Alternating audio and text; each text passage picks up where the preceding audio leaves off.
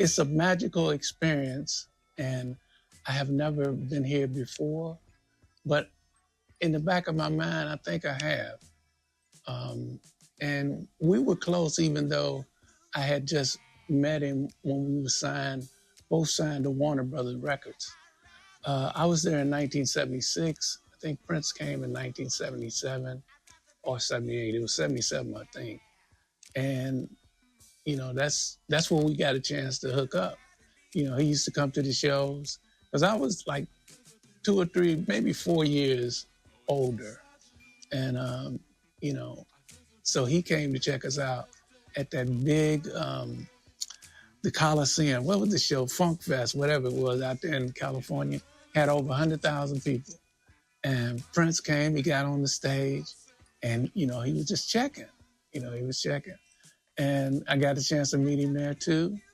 And when he started this putting the Paisley Park together, everybody was talking about it. Everybody wanted to go. I wanted to go, but we was working so hard around in that time that I never got a chance to come. But I got a chance today, and it's a powerful day. It's it's heartfelt, but at the same time, I feel good because he's in a better place and he's feeling good about us, and the world as it is, because he wanted to help change that with music. And I think personally, he did. He did what he came here to do. He was on a mission, and he wasn't going to stop until it got done, and that's what I'm feeling. I'm feeling that same thing that probably he felt, and so being here is like me continuing what he was set out to do in my own way with some of his directions, because he led the way, just like when Sly Stone came out with his thing, back in the day, he led the way with that new thing. That's what Prince did when he came out in his era.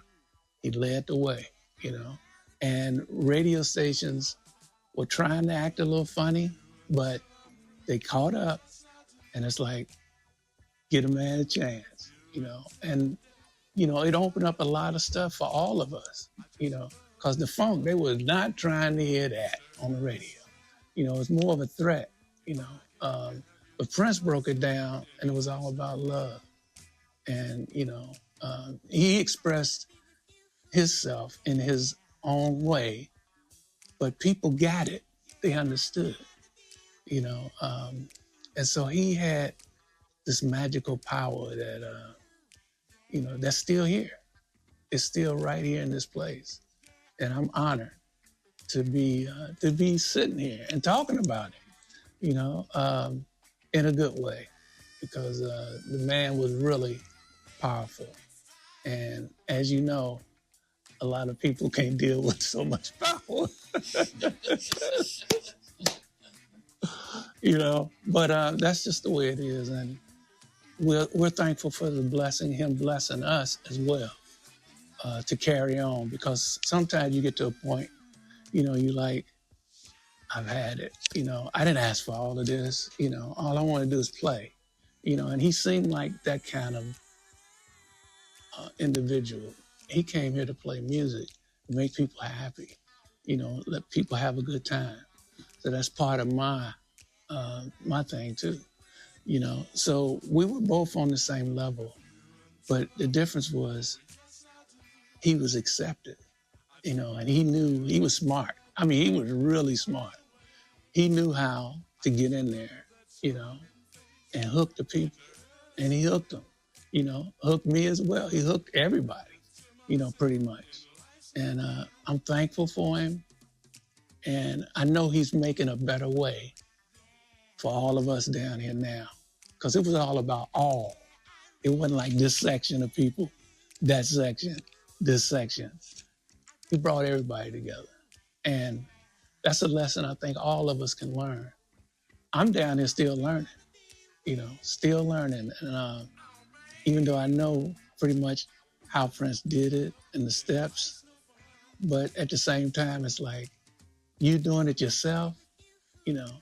And as soon as they see you, it's like, oh no, no, no, you know. But Prince went on in there and said, y'all gonna deal with me, you know. He did the James Brown thing, you know. But James was hard to deal with, but Prince was smart. He was really smart, not just musically. You know, he was smart, you know, overall. And that's my takeaway. And that's my story, and I'm sticking to it.